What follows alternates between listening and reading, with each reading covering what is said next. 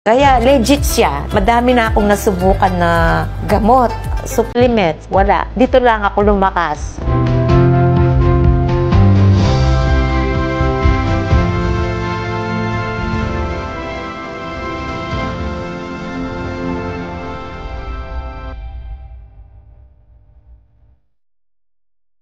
Ako po si Noemi Deyang Katakutan, 55 years old, from Angeles City, Pampanga. 15 years na akong diabetic. Nanay at saka tatay ko, yung panganay namin, namatay sa diabetes. Nalaman ko, meron din ako. Madaming struggle sa buhay ko. Nalalambot na ako. Komplikasyon ba? Pag kumain ako, walang gana, nangangayayat, lagi akong nakahiga, hindi makapag-concentrate sa mga gawaing bahay. Maglalaba ako. Kinabukasan, may sakit na naman. Ilang times akong na-hospital. Hindi bumababa yung sugar ko sa 400. Pa ako, manhid, kamay, manhid. Pagtulog ko, masyado siyang mababaw. Ihi ng ihi. Para bang yung buntis, noon dambuhala ako. Ngayon, naging slim, parang magja-Japan nga eh. Pero, lagi sa hospital. Siyempre, nahihiya din ako sa mga anak ko. Gamot. Wala rin nangyayari. Nag-brown rice ako, oatmeal, vegetables, prutas. Kung ano yung sinasabi ng doktor na bawal, wag mong kainin. Yun, sinusunod ko yun. Pero pag nag-blood chem ako, same pa rin yung aking sugar. Pag lumalabas yung mga kaibigan, di na ako sumasama. Parang naalis yung self-confidence. Blurred pa yung mata ko. Parang wala na akong gana sa sarili. Natatakot sila kasi baka magagaya ako dun sa lola nila. And same dun sa uncle nila na sumakabilang buhay. Siyempre, lahi nga. Yung ginagastos sa hospital is 20,000 more, ganun. Nahihiya ako doon sa mga anak ko. Siyempre sila yung gumagastos. Hanap-hanap ako ng mga alternative na gamot para ano kaya yung magpapagaling sa akin. Madami na akong nasubukan. Basta scroll ako sa Facebook, tingin ng kung ano yung makakabuti sa akin. Halos sinubukan ko na. Pero hindi ko naramdaman na gumaling ako. Dati yung sugar is kulang lang sa 500. Dati for 88, may utang pa ako ng 12 para 500. Na-confine ako, nagastos ng anak ko almost 22,000. Umuwi kami, Facebook na naman. Laging pumapasok sa ko yung Salveyo Barley na yan, yung SBG. Ngayon, sabi ko sa anak ko, try ko nga to, tara, bili tayo ng SBG. Una, bumili ako ng capsule. Iniinom ko siya is 2 sa umaga, 2 sa gabi.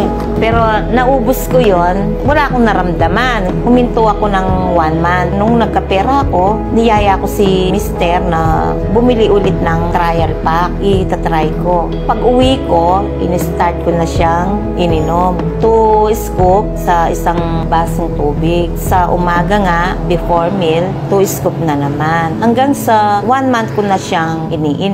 May napansin ako sa katawan ko, pinalakas niya ako. Pinagbabawalan nga ako ng mga anak ko na maglaba. Aba, nakapaglaba ako, day. Nakapaglinis na. Nakapagluto na. Kasi nung mahina yung katawan ko, si mister yung nagluluto. Siyempre naawa din ako sa kanya. Sabi ng mga anak ko, sige, hospital pa more. Sinubukan ko muna si SBG. Tingnan ko nga kung effective siya. Napatunayan ko. Kaya nagpapasalamat ako dito kay SBG. Una kay Lord. Thank you, Lord. Pinakilala niya sa akin si SBG. Thank you talaga. Ito yung nakakapagbigay ng lakas sa akin. Thankful talaga ako. Kasi, emotional.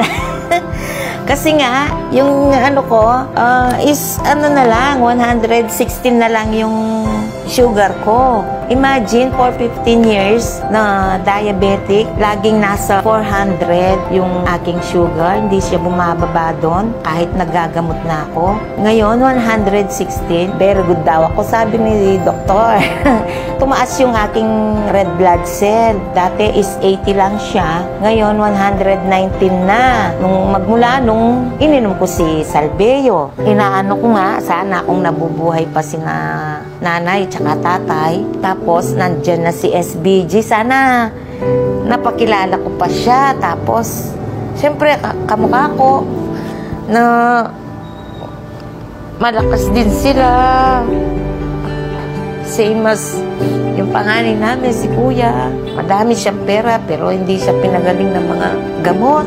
Ito lang talaga si Salveo. Kaya legit siya. Madami na akong nasubukan na gamot, supplements, wala. Dito lang ako lumakas. Try nyo, hindi kayo magsisisi sa kanya. Sinishare ko to kasi gusto ko marami din na gumaling, kagaya ko. Ay, thanks God talaga. Tuloy-tuloy na si Salveo. Wala nang synthetic na gamot kasi may SBG na ako. Thank you din sa mga nakadiscover ng SBG. Maraming salamat kasi binigyan mo ng pag-asa yung mga taong maraming karamdaman. Pati yung aking pamilya is magti-take na sila ng SBG. Yung anak ko nasa ibang bansa, gusto na rin mag-take ng SBG. Tinitingnan niya kasi kung legit talaga yung SBG. Kaya nung na-try ko siya, tapos sinabi ko sa kanya, gusto nga niya yung bili ka ma, itang maragul, sabi niya, yung malaki.